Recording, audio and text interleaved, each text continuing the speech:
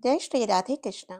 महाशिवरात्रि व्रत में शिवरात्रि व्रत की कथा का पाठ करना बहुत ही शुभ फलदायी होता है। शिव पुराण में भी इस व्रत की महिमा बताई गई है। शिव पुराण के अनुसार जाने अनजाने में भी जो मनुष्य और जीव महाशिवरात्रि का व्रत कर लेता है, वह शिव कृपा का भागी बन जाता है। इसलिए महाशिवरात्रि व्रत में शिव भक्तों को महाशिवरात्रि की इस कथा का पाठ जरूर करना चाहिए।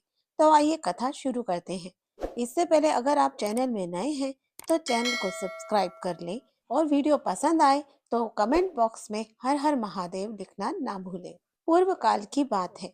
चित्रभानु नामक एक शिकारी था। वह शिकार करके अपने परिवार का पालन पोषण करता था। वह एक साहूकार का कर्जदार था, लेकिन उसका ऋण समय पर ना चुका सका। क्रोधित साहूकार ने शिकारी को शिव मठ में बंदी बना लिया। संयोग से उस दिन शिवरात्रि थी। शिकारी ध्यान मग्न होकर शिव संबंधी धार्मिक बातें सुनता रहा। चतुर्दशी को उसने शिवरात्रि व्रत की कथा भी सुनी। शाम होते ही साहूकार ने उसे अपने पास बुलाया और ऋण चुकाने के विषय में बात की। शिकारी अगले दिन के लिए सारा ऋण लौटा देने का वचन देकर बंधन से छूट गया। अपनी दिनचर्या की भांति वह जंगल में शिकार के लिए निकला, लेकिन दिन भर बंदी गृह में रहने के कारण भूख प्यास से व्याकुल था। शिकार खोजता हुआ वह बहुत दूर निकल गया। जब अंधकार हो गया तो उसने विचार किया कि रात जंगल में ही बितानी पड़ेगी। वह वन में एक तालाब के किनारे एक बेल के पेड़ पर चढ़कर रात बीतने का इंतजार करने लगा। बिल्व वृक्ष के नीचे शिवलिंग था, जो बिल्व पत्रों से ढका हुआ था। शिकारी को उसका पता न चला। पड़ाव बनाते समय उसने जो टहनियां तोड़ी, वह संयोग से शिवलिंग पर गिरती चली गई। इस प्रकार दिन भर भूखे प्यासे शिकारी का व्रत भी हो गया और शिवलिंग पर बिल्व पत्र भी चढ़ गए। एक पहर रात्रि बीत जाने पर एक गर्भनी हिरनी तालाब पर पानी पीने पहुंची। शिकारी ने धनुष पर तीर चढ़ाकर ज्यों ही प्रत्यंचा खींची, हिरनी बोली, मैं गर्भनी हूँ, शीघ्र ही प्रसव करूंगी। तुम एक साथ दो जीवों की हत्या करोगे, जो ठीक नहीं है। मैं बच्चे को जन्म देकर शीघ्र ही तुम्हारे समक्ष प्रस्तुत हो जाऊंगी, तब मार लेना। शिकारी ने प्रत्यंचा ढीली कर दी और हिरनी जंगली झाड़ियों में लुप्त हो गई। प्रत्यंचा चढ़ाने तथा ढीली करने के वक्त कुछ बेलपत्र टूटकर शिवलिंग पर गिर गए। इस प्रकार उससे अनजाने में ही प्रथम प्रहर का पूजन भी संपन्न हो गया। कुछ ही देर बाद एक और हिरनी उधर से निकली। शिकारी की प्रसन्नता का ठिकाना ना रहा। समीप आने पर उसने धनुष पर बाण चढ़ाया। तब उसे देख हिरनी ने विनम्रता पूर्वक निवेदन किया, हे शिकारी, मैं थोड़ी देर पहले ऋतु से निर्वित हुई हूँ। कामातुर विरहिणी हूँ। अपने प्रिय की खोज में भटक रही हूँ। मैं अपने पति से मिलकर शीघ्र ही तुम्हारे पास आ जाऊंगी। शिकारी ने उसे भी जाने दिया। दो बार शिकार को खोकर उसका माथा ठनका। वह चिंता में पड़ गया। रात्रि का आखिरी पहर बीत रहा था। इस बार भी धनुष से लगकर कुछ बेलपत्र शिवलिंग पर जा गिरे तथा दूसरे पहर की पूजन भी संपन्न हो गई। तभी एक अन्य हिरनी अपने बच्चों के साथ उधर से निकली। शिकारी के लिए यह स्वर्णिम अवसर था।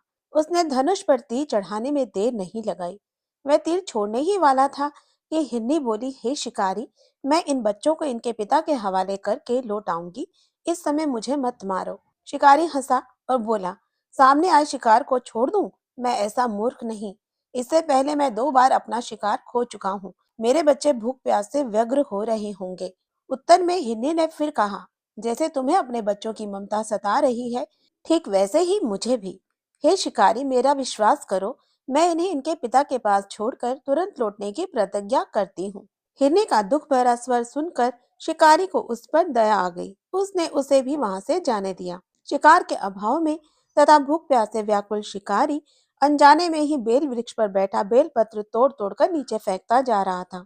वो फटने को हुई तो एक हष्ट पुष्ट मृग उसी रास्ते पर आया। शिकारी ने सोच लिया कि इसका शिकार वह अवश्य करेगा। शिकारी की तनी प्रत्यंचा देखकर मृग विनित स्वर में बोला, हे शिकारी, यदि तुमने मुझसे पूर्व आने वाली तीन मृगियों तथा उनके छोटे छोटे बच्चों को मार डाला है, तो मुझे भी मारने में विलंब ना करो, ताकि मुझे उनके वियोग में एक क्षण भी दुख ना सहना पड़े। मैं उन हिरनियों का पति हूँ। यदि तुमने उन्हें जीवन दान दिया है, तो मुझे भी कुछ क्षण का जीवन देने की कृपा करो। मैं उनसे मिलकर तुम्हारे समक्ष उपस्थित हो जाऊंगा। मृग की बात सुनते ही शिकारी के सामने पूरी रात का घटना चक्र घूम गया। उसने सारी कथा मृग को सुना दी। तब मृग ने कहा, मेरी तीनों पत्नियां जिस प्रकार प्रतिज्ञाबद्ध होकर गई हैं, मेरी मृत्यु से अपने धर्म का पालन नहीं कर पाएंगी। अतः जैसे तुमने उन्हें विश्वास पात्र मानकर छोड़ा है, वैसे ही मुझे भी जाने दो। मैं उन सबके साथ तुम्हारे सामने शीघ्र ही उपस्थित होता हूँ। शिकारी ने उसे भी जाने दिया। इस प्रकार प्रातः हो गई। उपवास, रात्रि जागरण तथा शिवलिंग पर बेलपत्र चढ़ने से अनजाने में ही शिवरात्रि की पूजा पूर्ण हो गई। पर अनजाने में ही की हुई पूजन का परिणाम उसे तत्काल मिला। शिकारी का हिंसक हृदय निर्मल हो गया। उसमें भगवत शक्ति का वास हो गया। थोड़ी ही देर बाद वह मृगसा परिवार शिकारी के समक्ष उपस्थित हो गया, ताकि वह उनका शिकार कर सके। किंतु जंगली पशुओं की ऐसी सत्यता, सात्विकता एवं सामूहिक प्रेम भावना देखकर शिकारी को बड़ी ग्लानि हुई। उसने मृग परिवार को जीवन दान दे दिया। अनजाने में शिवरात्रि के व्रत का पालन करने पर भी शिकारी को मोक्ष की प्राप्ति हुई। जब मृत्यु काल में यमदूत उसके जीव को लेने आए, तो शिव गणों ने उसे वापस भेज दिया तथा शिकारी को शिवलोक ले गए। शिव जी की कृपा से ही अपने इस जन्म में राजा चित्रभानु अपने पिछले जन्म को याद रख पाए तथा महाशिवरात्रि के महत्व को जानकर उसका अगले जन्म में भी पालन कर पाए। तो ये थी महाशिवरात्रि व्रत की कथा। अगर आपको ये वीडियो पसंद आई हो तो चैनल को सब्सक्राइब करके बेल आइकन को ऑल पर क्लिक करें, ताकि आगे आने वाली ऐसी ही वीडियोस की नोटिफिकेशंस आपको मिल सके। तब तक के लिए हर हर महादेव।